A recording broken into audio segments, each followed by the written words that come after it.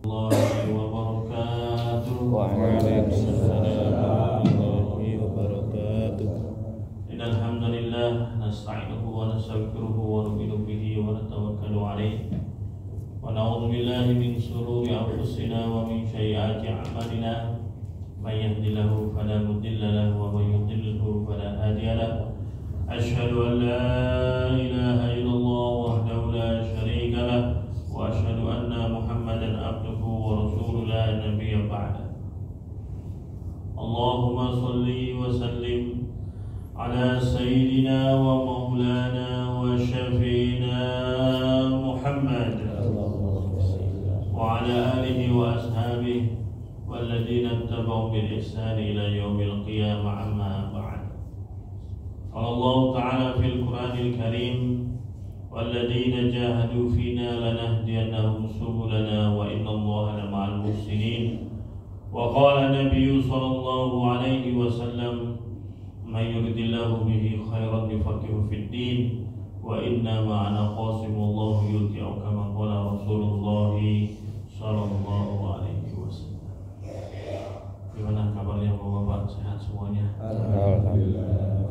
Semoga kita selalu sehat jasmani, sehat rohani. Amin. Masya Allah, kita selalu bersyukur pada Allah Subhanahu wa Ta'ala, karena sebagaimana Allah Subhanahu wa Ta'ala firmankan, la in syakartum la azidannakum wa la in kafartum inna adzabi. Jadi lawannya itu azab Allah. Kalau kita syukur pasti dan pasti ditambah. Sebaliknya kalau kita kufur nikmat, tidak pernah mensyukuri nikmat, azab Allah sangat pedih. Makanya orang yang tidak pernah bersyukur itu merasa gelisah, itu azab itu diberikan oleh Allah Subhanahu wa Ta'ala. Tidak tenangan hati, selalu gundah, tidak pernah tenang, diazab oleh Allah Subhanahu wa Ta'ala karena tidak syukur. Tapi sebaliknya, orang yang selalu syukur pasti dan pasti sudah dirinya tenang, selalu senang, selalu nyaman, dan bahkan nikmatnya pasti Allah Subhanahu wa Ta'ala tambah. Jadi memang konsepnya begitu. Mensyukuri yang ada, maka yang tidak ada akan didatangkan oleh Allah Subhanahu wa Ta'ala. Tapi kadang-kadang kita selalu mencari yang ada, lupa mensyukuri yang ada. Nah, kita sibuk terus mencari yang nggak ada, tapi lupa mensyukuri yang ada. Sehingga yang dikasih sama Allah itu kayak nggak ada efeknya kepada diri kita. Cari terus yang nggak ada. Setelah ada nggak pernah disyukuri. Padahal konsepnya syukuri yang ada, Allah akan datangkan yang tidak ada. La in syakartum la azidannakum, ditambah sama Allah. Jangan sampai terbalik, sibuk dengan perkara yang tidak ada, lupa mensyukuri yang ada. Kalau yang ada ini selalu disyukuri, syukuri, yang tidak ada datang, tambah syukur lagi. Semoga kita diberikan hidayah oleh Allah Subhanahu wa Ta'ala menjadi hambanya yang selalu bersyukur. Amin ya Rabbal. Mendingan kita ambil makom syukur daripada makom sabar. Lebih baik makom syukur. Sampai ulama mengatakan, kalau kamu belum siap doa sabar, jangan doa sabar. Kalau kamu minta doa sabar, berarti siap diuji terus sama Allah. Lebih baik doanya doa syukur terus. Syukur, alhamdulillah. Tapi kalau doa sabar, ya siap-siap diuji. Siap enggak? Nah, makanya kita akan pembahasan ini seterusnya tentang ujian yang diberikan oleh Allah Subhanahu wa Ta'ala kepada kita. Bismillahirrahmanirrahim. Wa an Anas radhiyallahu anhu qala Rasulullah sallallahu alaihi wasallam, idza aradallahu bi 'abdihi khairan ajjala lahu al-uqbah, ajjala lahu uqubah fid dunya, wa idza aradallahu bi 'abdihi syarri amsaka anhu bi dhanbihi hatta yuwafiya bihi yaumal qiyamah. Dari Sayyidina Anas radhiyallahu anhu, Sayyidina Anas bin Malik radhiyallahu anhu ini adalah asistennya baginda Rasulullah. Ketika Rasulullah hijrah ke Madinah, maka para sahabat ada yang memberikan onta, ada yang memberikan harta, macam-macam. Maka ibunya Anas ini bingung, saya memberikan apa nih? Saya nggak punya apa-apa. Tapi saya ingin memberikan sesuatu yang berharga kepada Rasulullah. Ibunya ini Ummu Sulaim. Ummu Sulaim ini akhirnya menghadap kepada Rasulullah membawa anaknya yang masih umur 10 tahun. Ya Rasulullah, saya tidak punya apa-apa, tapi saya punya anak saya. Saya berikan anak saya ini untuk berkhidmat kepada engkau. Itulah Sayyidina Anas bin Malik radhiyallahu anhu. Ketika diserahkan kepada Rasulullah SAW, beliau masih berumur 10 tahun. Sampai Rasulullah wafat, beliau sudah berumur 20 tahun. Berarti beliau berkhidmat kepada Rasulullah selama 10 tahun. Ya 20 tahun berarti lulus SMA Pak ya. Jadi Rasulullah wafat itu Sayyidina Anas masih umur 20 tahun. Rasulullah wafat masih muda sekali, 10 tahun sudah berkhidmat, diberikan orang tua yang memang sudah tinggal sama Rasulullah, hari-hari sama Rasulullah. Namanya masih kecil ya, kadang-kadang nggak khidmat di rumah, masih main-main, kadang-kadang main-main keluar, kadang-kadang di rumah siapin wudhu, air wudhunya Nabi, siapkan keperluan Nabi. Sayyidina Anas. Nabi wafat umur 63, beliau baru umur 20 tahun. Tetapi 10 tahun bersama Rasulullah ini, walaupun masih muda, beliau sangat cerdas. Sehingga termasuk 7 orang yang paling banyak meriwayatkan hadis, yaitu Sayyidina Anas radhiyallahu anhu. Beliau meriwayatkan hadis sebanyak kurang lebih 2.200 lebih, kurang 2.000 hadis diriwayatkan sama Sayyidina Anas. Kenapa? Karena ya hidup dengan baginda Rasulullah walaupun masih muda. Dan beliau juga didoakan sama Nabi, Allahumma aktsir malahu wa waladahu, ya Allah perbanyaklah harta Anas dan perbanyaklah anak-anak beliau. Maka seluruh sahabat Ansor, orang-orang Madinah, kalau Muhajirin kan sahabat dari Makkah, seluruh sahabat Ansor yang paling kaya ya beliau ini, karena sebab doanya baginda Rasulullah. Paling kaya beliau, Sayyidina Anas bin Malik radhiyallahu anhu. Dan paling banyak anak cucunya. Beliau mempunyai anak sekitar 85 orang. Itu nggak dijelaskan dari istri berapa, nggak dijelaskan. Mungkin istrinya, ya kadang-kadang orang tuh istrinya sampai 8, tapi setelah 4 cerai, gitu. 4 terus kemudian cerai, jadi istrinya 8 tapi yang dipakai tetap 4, nggak boleh, tapi 4. Termasuk sebab doanya Rasul dan diberkahi oleh Allah Subhanahu wa taala, sangat diberkahi sehingga beliau sampai berumur 100 tahun. Mulai Anas bin Malik ditinggal Nabi 20 tahun, berarti beliau ditinggal selama Nabi tidak ada, beliau masih hidup selama 80 tahun. Dan banyak sekali para tabi'in mengambil hadis-hadis dari Sayyidina Anas bin Malik radhiyallahu anhu. Asistennya kadang-kadang lagi main di luar sama anak-anak yang lain, Rasulullah pegang matanya ditutup sama Rasulullah. Siapa ini? Namanya anak. Padahal Sayyidina Anas tahu, karena nggak ada tangan yang lebih lembut kecuali tangannya baginda Rasulullah. Jadi tangan beliau itu sudah kerasa. Salah satu kata ulama, tanda tangannya seorang kekasih Allah itu tangannya seperti tidak bertulang. Kalau kita salaman sama beliau itu seperti tidak bertulang, saking lembutnya. Nah, ini tangannya Rasulullah saking lembutnya. Sayyidina Anas sebenarnya tahu, tapi pura-pura nggak tahu, namanya anak-anak main. Siapa nih? Ya tebak siapa, kata Rasulullah. Rasulullah ini juga bercanda, tapi bercandanya tidak dengan dusta, bercandanya perkara yang hak. Boleh bercanda tapi tidak boleh berdusta.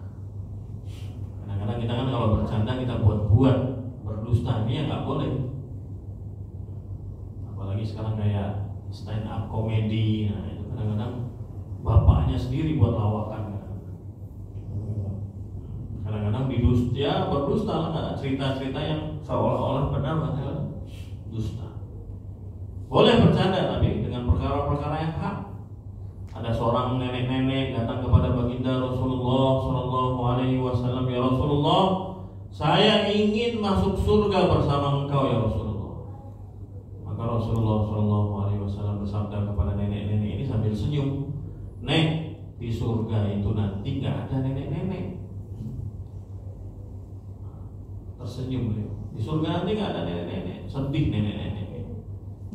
Maka Rasulullah luruskan, iyalah Nek, nanti kamu akan masuk surga, tapi dalam keadaan bukan lagi jadi nenek-nenek, akan jadi gadis lagi, akan jadi muda lagi. Semua di surga itu nggak ada yang tua, semuanya muda tanpa tua, hidup tanpa mati, abadan selama-lamanya. Ganteng terus, nggak pernah peot di sana. Cantik terus, nggak pernah keriput. Gagah terus, nggak pernah loyo. Terus di surga. Sayyidina Ali radhiyallahu anhu makan kurma sama Rasulullah samping-sampingan. Nah, kalau lagi makan, bijinya ditaruh di depan Rasulullah. Bijinya taman Rasulullah. Jadi Sayyidina Ali itu di depan beliau nggak ada biji kurma depan Rasulullah. Akhirnya karena biji kurmanya yang dimakan Sayyidina Ali itu ditaruh di depan Rasulullah, biji kurma yang di depan Rasulullah jadi banyak. Ini bercanda mereka. Rasulullah makan kurma banyak sekali ya Rasulullah, kata Sayyidina Ali.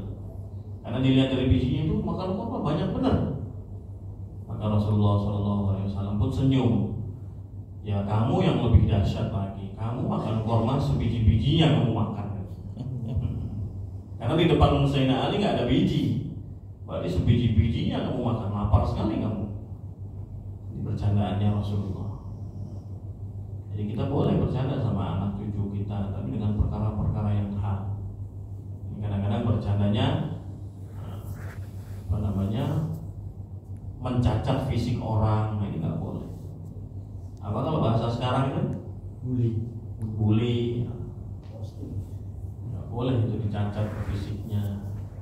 Kalaupun nama pun kalau dia dengan kebaikan, tetapi dia nggak ridho ya bisa nggak boleh juga. Misalnya namanya sudah benar Abdullah, kita panggil Bejo gitu kan. Padahal Bejo kan artinya bagus. Bejo itu artinya beruntung. Tapi kita tanya dulu mau nggak dia diganti Bejo itu. Kalau dia nggak mau harus izin dulu sama yang punya nama. Nah, kita ini kalau Indonesia kan banyak nama-nama samaran. Nama-nama samaran. Kalau dia ridho ya nggak apa-apa. Tapi kalau dia nggak ridho, selagi itu namanya kebaikan, Sayyidina Anas bin Malik radhiyallahu anhu, seorang sahabat yang dari kecil sudah bersama baginda Rasulullah SAW, dan beliau merasa tidak pernah dilakukan sebagai asisten. Beliau seperti diperlakukan sebagai anaknya sendiri. Rasulullah tidak pernah marah, tidak pernah menghentak, tidak pernah akhlaknya.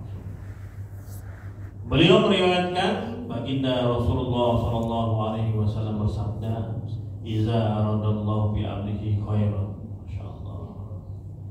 Apabila Allah Subhanahu Wa Taala menghendaki kebaikan kepada seorang hamba, ajala lahu uqubatan fid dunya. Ya, ini masyaallah. Apabila Allah Subhanahu Wa Taala menghendaki kebaikan kepada hambanya, maka Allah Subhanahu Wa Taala akan mempercepat siksanya di dunia. Allah Subhanahu Wa Taala akan mempercepat cobaannya atau siksaannya atau ujiannya di dunia. Jadi kalau Allah ingin kita ini baik Pak, maka Allah akan balas dosa-dosa kita di dunia. Itu kebaikan bagi kita. Kenapa? Karena di akhirat, Masya Allah, orang satu hari di dunia, satu hari di akhirat saja sama seperti 1000 tahun. Itu bagi orang beriman. Di hadis yang lain, bagi orang kafir satu hari di di akhirat sama dengan 50.000 tahun. Satu harinya aja, hitungan waktunya aja sudah Masya Allah. Apalagi hitungan azabnya. Maka kalau dipercepat dosa kita nggak dibalas di sono, dibalas di sini, harusnya kita syukur. Dan itu kata Nabi, iza aradallahu bi'abdihi khairan, apabila Allah Subhanahu wa taala kehendaki kebaikan kepada hambanya, maka akan dipercepat itu balasannya di dunia. Di dunia dibalas saja, selesai. Wa idza aradallahu bi'abdihi syarra, ini nauzubillah, sebaliknya apabila Allah Subhanahu wa taala menghendaki hambanya keburukan, amsaka anhu bi dzambihi hatta yuwaffiya bihi yaumal qiyamah, maka orang itu, hamba itu akan ditangguhkan azabnya dari dosa-dosanya sehingga nanti akan ditimpakan kepada dia di hari kiamat.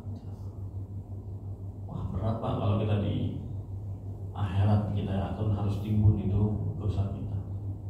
Maka sampai-sampai orang-orang yang doanya disimpan sama Allah di akhirat, doa itu akan dikabulkan pasti. Allah Subhanahu wa taala sudah janji sama kita, doalah kepadaku pasti akan aku kabulkan. Janji Allah nggak mungkin. Innallaha la yukhliful mi'ad. Allah Subhanahu wa taala tidak akan mengingkari janjinya. Tapi kadang langsung dikabulkan. Kadang doanya itu untuk mencegah bala untuk kita yang harusnya terjadi bala, tapi dengan sebab doa kita sehingga tidak terjadi bala itu. Tapi ada kalanya doa itu disimpan sama Allah, nanti akan diberikan di akhirat. Nah, ketika orang melihat doa-doa kita di akhirat tidak diberikan di dunia, maka orang-orang mengatakan, ya Allah, kalau tahu saya seperti ini, mendingan seluruh doa saya di dunia Engkau tidak kabulkan dan Engkau berikan kami di akhirat. Tanda sayangnya Allah kepada kita ini salah satunya diuji kadang-kadang dengan penyakit, dengan ekonomi, dengan perasaan. Namanya sakit itu bukan hanya fisik. Sakit itu kadang dengan pikiran. Sakit itu kadang dengan perasaan di hati. Dan itu makomnya beda-beda. Sakit di perasaan itu gak luka, tapi Masya Allah kadang-kadang ngerembet kepada sakit fisik. Kalau sakitnya sudah di perasaan, nanti ngerembet kepada fisik. Maka di perasaan atau penyakit hati ini kebanyakan yang menimbulkan penyakit-penyakit fisik ya sebab penyakit hati. Maka kalau perasaan kita ini selalu terjaga, insya Allah fisik-fisik kita akan terjaga. Tetapi pun kalau diuji oleh Allah sebagai hambanya, maka itu pun kebaikan. Sering saya ceritakan itu ada orang kafir, orang yang tidak beriman sama Allah, selama hidupnya tidak pernah beriman, tapi dia buat kebaikan. Ya. Orang itu kalau berbuat kebaikan tapi nggak beriman, berarti berbuat kebaikannya itu ya karena dirinya sendiri. Kuncinya dia berbuat kebaikan untuk diterima, dia harus menghamba kepada Allah, baru kebaikannya akan diterima sama Allah. Karena perbuatan kebaikannya itu dilandaskan karena Allah. Tapi kalau beriman saja nggak mau, terus dia berbuat kebaikan, ya berarti kebaikannya karena dia sendiri, dan Allah akan kasih kembalikan kebaikan itu kepada dia lagi. Maka orang-orang tidak beriman ini ketika mereka buat kebaikan, pasti Allah balas di dunia. Jadi sebaliknya Pak ya, kalau perkara dosa kita di dunia, kita berharap supaya dibalas di dunia. Tetapi sebaliknya kebaikan-kebaikan kita di dunia jangan sampai dibalas di dunia. Balasnya di akhirat saja sudah cukup. Tapi sebaliknya orang yang nggak beriman sama Allah, kebaikan-kebaikan mereka itu dibalas di dunia. Maka hartanya makin banyak. Nah ini orang tidak beriman ini ketika dia mau mati, dia minta dibikinkan ayam bakar, ikan bakar. Sebelum mati permintaan terakhir, saya mau makan enak, ikan bakar. Maka Allah Subhanahu wa taala gerakkan itu Pak, ikan dari lautan kemudian menuju diambil sama nelayan, kemudian Akhirnya dia masukkan ke pasar, kemudian anaknya pergi ke pasar, anaknya ambil ikan itu terus dikawal. Itu ikan dikawal sampai menuju ke rumahnya sama malaikat. Dikawal. Setiap rezeki itu dikawal sama malaikat. Sampai anaknya dibakar itu ikan, sampai dihidangkan di depan bapaknya. Begitu makan ikan bakar, innalillahi wa inna ilaihi raji'un. Permintaan terakhir ditunaikan oleh Allah. Mati. Tapi cerita yang lain, orang beriman sebelum beliau wafat haus, karena sesuai dengan hadis Nabi, kalau kita mau mati itu hausnya minta ampun. Andaikan lautan diberikan kepada kita pun nggak akan hilang rasa haus itu. Ketika itulah iblis akan datang memberikan kita iming-iming air. Ini saya kasih air, kata iblis, asalkan kamu keluar dari agama kamu. Jadi sebelum nyawa kita ini mau pergi di tenggorokan ini pun diuji sama Allah iman kita. Kalau kita ikut iblis di situ sudah. Innamal a'malu bil khawatim. Allah melihat amal-amal kita di akhir-akhir kita. Alhamdulillah. Maka ini orang beriman tadi minta permintaan terakhirnya supaya minta air putih saja untuk menghilangkan haus. Anaknya ngambil air, kemudian di tengah-tengah jalan tersandung, jatuh airnya, tumpah airnya, bapaknya meninggal. Innalillahi wa inna ilaihi raji'un. Permintaan terakhir gak ditunaikan sama Allah, padahal cuma air putih aja. Maka malaikat yang melihat kejadian ini menanyakan langsung kepada Allah, ya Allah, kenapa ini orang beriman permintaan terakhir tidak engkau tunaikan? Sedangkan yang kedua, yang pertama tadi, orang yang tidak pernah beriman kepadamu justru permintaan terakhir yang kau tunaikan. Maka Allah Subhanahu wa taala berfirman kepada malaikat, yang pertama tadi orang yang tidak beriman, dia selalu berbuat kebaikan. Kadang dia nyumbang juga untuk masjid, kadang dia ngasih untuk yatim piatu, kadang dia untuk ngasih orang miskin, tapi dia nggak pernah beriman sama Allah. Maka Allah katakan kepada malaikat, seluruh kebaikannya sudah aku bayar di dunia, semuanya sudah aku tunaikan, sudah aku lunaskan di dunia, sehingga di akhirat gak ada lagi. Tapi ada satu kebaikan yang belum aku balas di dunia. Maka ketika permintaan terakhir itulah untuk membalas kebaikan dia di dunia, sehingga nanti dia di akhirat sudah tidak ada lagi kebaikan, tinggal diazab aja sama Allah SWT. Tapi orang yang beriman tadi, kata Allah, dia juga beramal, tapi juga namanya manusia, juga berbuat dosa. Dan dosa-dosanya sudah aku berikan di dunia, sudah aku uji dengan ujian-ujian, sehingga itu untuk mengampuni dosa-dosanya.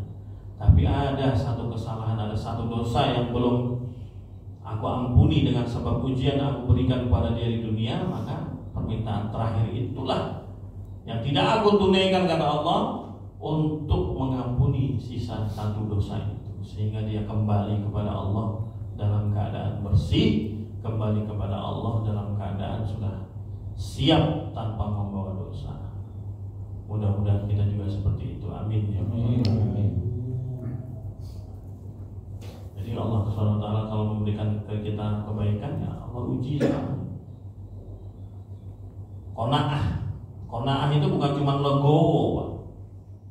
Qanaah itu bukan hanya legowo, tapi qanaah itu ridho dengan apa yang diberi oleh Allah. Maka dianjurkan oleh Nabi setiap pagi dan sore baca doa, raditu billah wa bil islam dinan wa bi Muhammadin nabiyya wa rasula. 3 kali pagi, 3 kali petang. Raditu billahi rabba. Ini kita ridho nih. Walaupun diuji sama Allah, kita ridho karena kita tahu setiap ujian yang diberikan kepada Allah kepada kita, walaupun itu duri, Pak, duri yang menusuk di kaki kita, kalau kita ridho kepada Allah, maka ini sebagai pengampunan dosa. Syaratnya itu ridho, bukan gerutu, bukan gelisah, bukan malah mendebat Allah. Ini apa dosa saya ini? Kok diuji terus? Sama orang yang kalau pergi ke Tangerang sini misalnya, kemudian dia temennya salah satu di antara kita misalnya Pak Haji Iman misalnya, telepon, Pak Haji, saya mau Jakarta, beliau teman kita dari Sumatera atau dari Sulawesi. Oh iya siap Ustaz. Nah, begitu sampai Jakarta, sampai Tangerang sudah disiapkan di mobil sama bensinnya, dikasih sangu lagi. Karena kenal Pak, memang sering komunikasi, sudah dekat, sudah akrab. Tapi kalau tiba-tiba ada orang dari Sumatera atau dari luar telepon ke Pak Haji Iman misalnya, Pak Haji tolong saya ke Tangerang ini, siapkan ya mobil untuk saya selama di sana. Nggak pernah kenal Pak, kira-kira gimana? Bukan dikasih mobil, tetapi pasti malah ditelepon ke polisi. Oh ini penipuan ini, karena nggak pernah kenal. Nah ini kita kadang-kadang sholat males, kadang masih bolong-bolong. Habis itu kalau diuji, ya Allah, kenapa kok saya begini? Ya Allah, dosa apa saya? Padahal nggak pernah kenal, nggak pernah connect ke atas, karena nggak pernah sholat. Kok tiba-tiba berdoanya seolah-olah dekat. Saya udah nggak tahan ya Allah. Ya udah kata Allah, udah panggil malaikat Israel, karena dia nggak tahan, matiin aja udah tuh orang. Udah nggak tahan dia di dunia. Nggak pernah komunikasi kok tiba-tiba. Pentingnya kita menjaga amal-amal itu karena komunikasi terus dengan Allah. Ketika kita minta, Allah turun tangan. Ketika kita angkat tangan, maka Allah Subhanahu wa taala yang langsung turun tangan. Itu kita jaga hubungan baik dengan Allah. Raditu billahi robba. Saya ridho Allah sebagai Tuhan saya. Bahkan seterusnya di sini, wa qala Nabi sallallahu alaihi wasallam, baginda Nabi sallallahu alaihi wasallam bersabda, inna 'idhamal jazaa ma'idhamil bala. Sesungguhnya pahala yang besar beserta dengan ujian yang besar atau cobaan yang besar.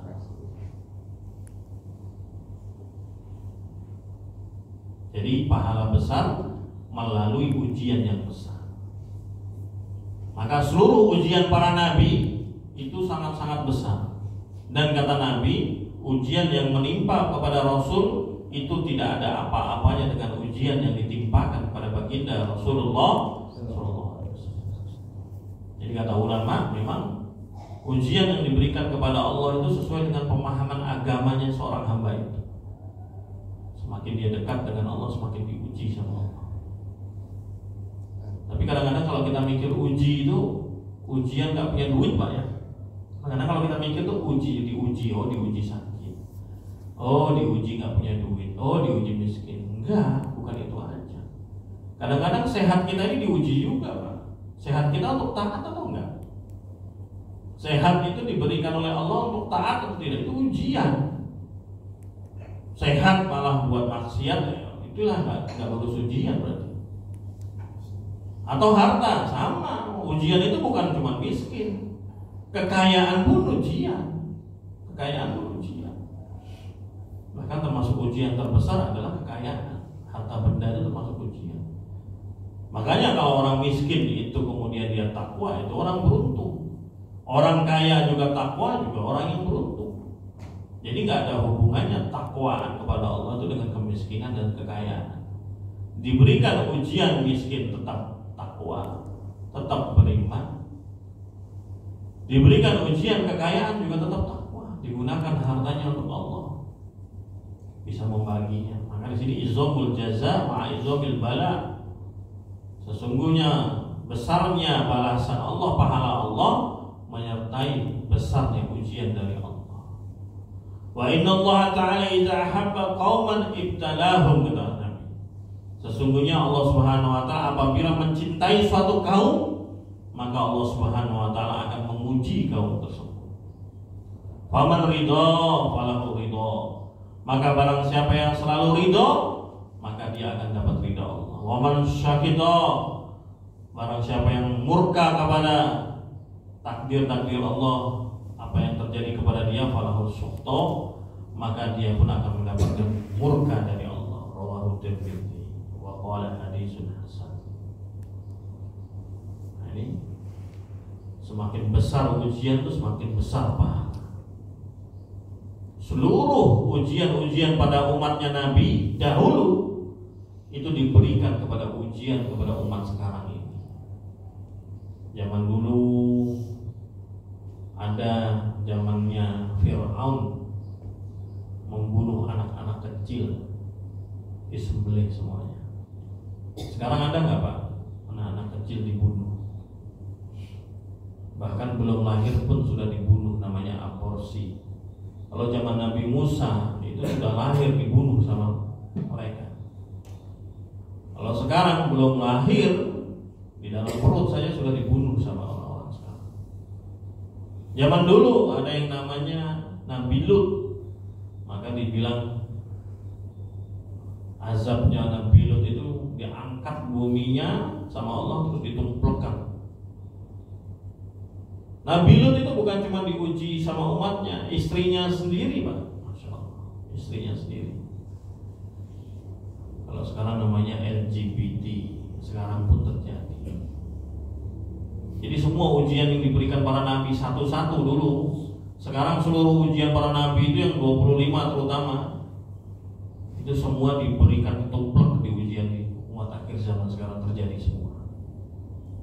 Tapi sebaliknya, kalau dulu di zaman Nabi itu adalah satu mukjizat, sekarang diberikan juga kepada umat yang namanya karomah atau anugerah.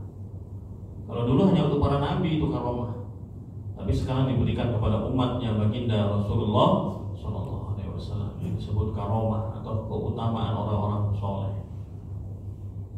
Dulu Nabi Musa membelah 12 jalan lautan, tapi zaman sahabat Nabi Tamim Ad-Dari, beliau ketika menyeberangi lautan dikejar oleh musuh, beliau tidak membelah lautan. Beliau dengan zikir yang diajarkan oleh Nabi, maka beliau tetap melewati lautan dengan kudanya. Jadi kudanya itu lari di atas laut. Kalau Nabi Musa dibelah dulu, kalau sahabat nggak perlu dibelah. Kudanya itu naik di atas laut dan percikannya dari air laut itu pun tidak mengenai kaki-kaki kuda sahabat. Itu sahabat itu umatnya baginda Rasulullah, dan banyak lagi cerita yang lain. Yang dulu itu adalah mukjizat diberikan kepada umat ini sebagai karomah. Dan yang terbesar adalah karomah yang diberikan Allah kepada hambanya, ada senantiasa bisa taat kepada Allah selama 24 jam. Senantiasa selalu takut kepada Allah selama 24 jam. Itulah anugerah yang terbesar. Maka kalau diuji sama Allah, berarti Allah sayang sama saya.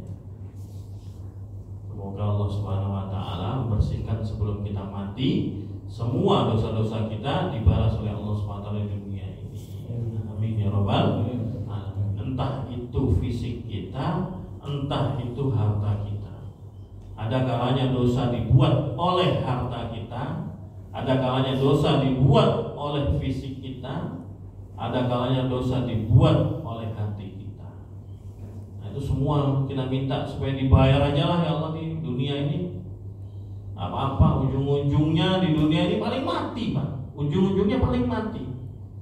Tapi kalau di akhirat nggak ada lagi kematian. Kematian itu terakhir disembelih sama Allah. Semua sudah ditarik, malaikat Israil mati. Malaikat Israil pun akhirnya dicabut juga nyawanya. Sang pencabut nyawa pun dicabut nyawanya.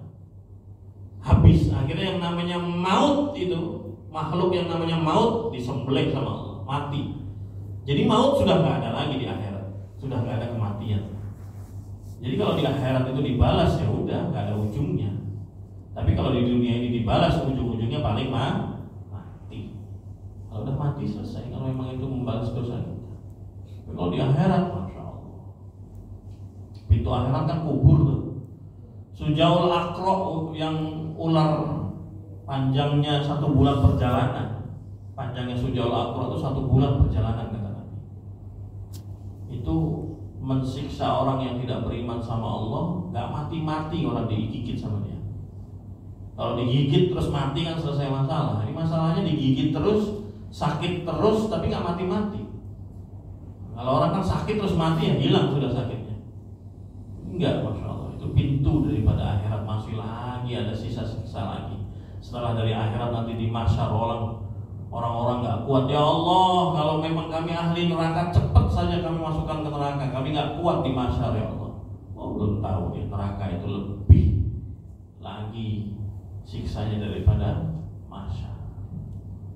Mudah-mudahan Allah Subhanahu wa taala, kita minta kepada Allah Subhanahu wa taala semoga kita dikembalikan oleh Allah, kita kembali kepada Allah dalam keadaan fitrah kembali, dalam keadaan bersih kembali secara fisik dan secara harta. Amin ya rabbal alamin ya Allah.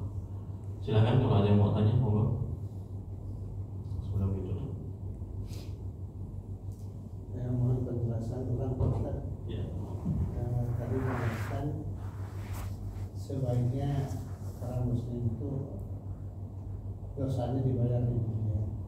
Nah, kalau ada orang yang melakukan dosa besar, kemudian dipenjara sampai di penjara sekian puluh tahun, nah begitu keluar dari penjara, apakah dia nanti kalau udah mati bebas? Mohon penjelasan. Ya, hukuman dari Allah kan sebenarnya, ya kalau di penjara itu ya salah satu hukuman dari Allah. Tapi kalau dia masuk penjara kemudian di dalam penjaranya VIP kan jadi bukan hukuman nanti jadinya kan. Di dalam penjara ternyata dia VIP. Di penjara pun bisa pergi ke Singapura, bisa kemana-mana. Tapi kalaupun penjara itu memang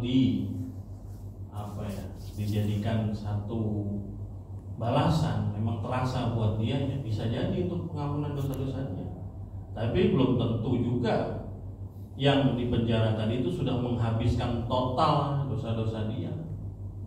Tapi yang dimaksud di sini adalah yang jelas seluruh kesalahan dia diuji dengan ujian-ujian yang diberikan kepada Allah kepada dia, dengan ujian-ujian pada diri dia langsung. Ya bisa juga penjara, karena kadang-kadang ya penjara itu sendiri kalaupun dia tidak fisiknya tidak kena, nama baik kemudian dan lain-lain itu juga termasuk ujian yang sangat-sangat luar biasa buat Allah.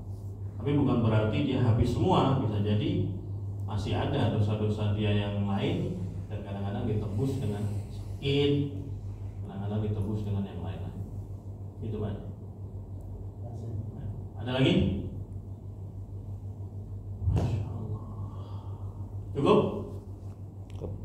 Cukup ya? Masya Allah. Sekarang subuh itu jam berapa Pak? 4? 20 Masya Allah. 4.20.